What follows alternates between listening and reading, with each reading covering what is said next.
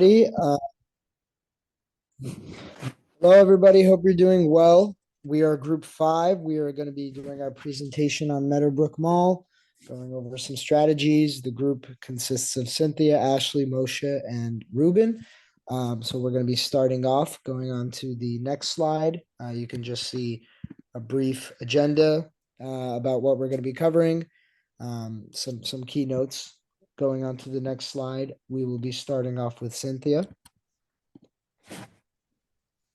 Okay, so the purpose of the mall in general, it's a commercial retail property that houses retail stores, restaurants, and entertainment venues all under one roof.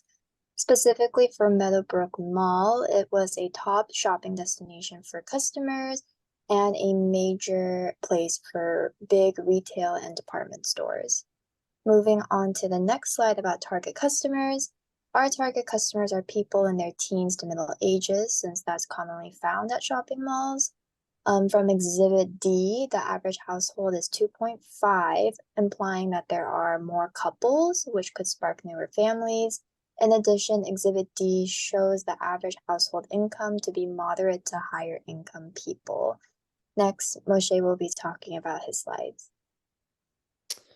Hello. So yeah, I'll be going over the impact of surrounding properties and demographics. The neighboring properties really severely impact the strategy that we'll be choosing. It all depends on community density, demographics, and competition. Some questions that will arise are, is the neighborhood dense enough to lead to a high enough number of people who will consistently visit?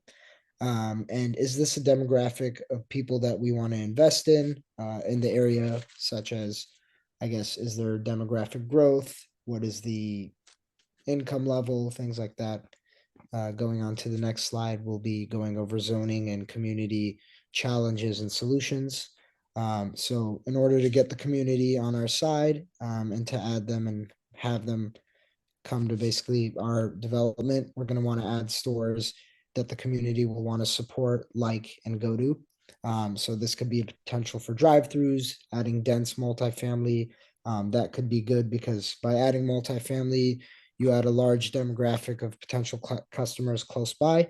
Looking at the current zoning will be very important because we need to see if it's permissible to add any multifamily or drive-throughs or whatever we see as fit. And we also need to see how lenient the local government will be, if there's any zoning changes, anything like that. Working with the city and ease of working with the city is a huge factor, so we really need to look into that. The last slide I'll be going over is the SWOT analysis. So looking at this project, there are some strengths. Firstly, the building is huge. It's 600,000 square feet, which is roughly 13.77 acres. But an even bigger strength is the fact that the entire land is 60 acres. So there's roughly about 45 acres of just land unused. So all of that leads to basically the opportunity section. We have over 45 acres to develop on, and that could be anything, like I was saying, multifamily, drive-throughs, anything we see fit. There's a low price per foot for acquisition. There's another opportunity to actually lease out the existing vacancies, and we see proof that it can be leased because there was a new grocery store that moved in recently. There's also a bigger mall where the tenants move to. So we know that there's some demand if these tenants move to the larger location rather than just ceasing to exist. Lastly, with threats and weakness, the bigger mall would be the first threat. The second threat and weakness would be the demographic. The third would be the high vacancy and the fact that the building is outdated. I will be passing this on back to Cynthia. Okay, so going over how we will be able to drive traffic to the property and attract tenants given the declines in sales and vacancy rates. So acquiring new anchors will bring a variety of customers to the mall. Our first anchor that is already there is a supermarket, which attracts customers who want to buy groceries and other home goods. For our second anchor, we could have a department store such as Nordstrom, allowing people to buy clothes or just browse around. And the third anchor would probably add a food place like a restaurant or just a slew of new restaurants with delicious new menu of foods. This attracts tenants as these new stores will attract a bunch of foot traffic. Once tenants see that foot traffic increases, vacancy rates decrease, in turn bringing in more competition for new tenants. Moving on to the next slide, we will be discussing what we can incorporate and what we should avoid. I believe we should add more entertainment like a Dave and Buster's or renovated movie theaters. We should also focus on having more local stores that will be more exclusive and not so in line with the whole online shopping and things like that. So it'll just bring more foot traffic and people that actually come to the mall. Also to having just better food places and maybe automotive showrooms like Tesla or Lucid. And we should avoid redundancy. We shouldn't have two stores that sell similar things to each other. And finally, on to my last slide of marketing strategy, we should rebrand the mall as a whole.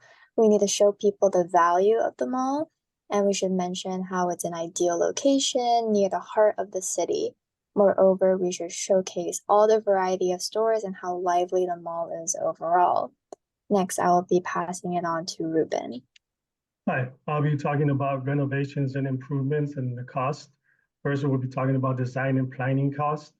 Next, we'll be talking about construction and materials, marketing and rebranding, legal and administrative, and also the upgrades, technology, aesthetics, design upgrades, accessibility and safety updates, and green and sustainable measure.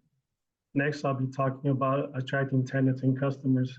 To boost appeal, we're refreshing the marketing and branding to attract tenants and customers, reversing sales and traffic declines, also market insights, key to success and understanding local preferences and showcasing the mall's unique offerings, also engaging strategies, use digital marketing and social media and events to enhance visibility and community involvement. Next, I'll be talking about securing capital, risk management, outlining identified risks and mitigation strategies, demonstrating thorough planning and foresight. Also engagement and strategy, detailing stakeholders' engagement, including personalized presentation, detailed business plans, and follow-up meetings to address concerns and questions. Next is leveraging local demographics for growth, demonstrating how local surrounding businesses, restaurants, offices, and retail stores will be a prime location for a strong customer base. Thank you for listening, and this is Team 5.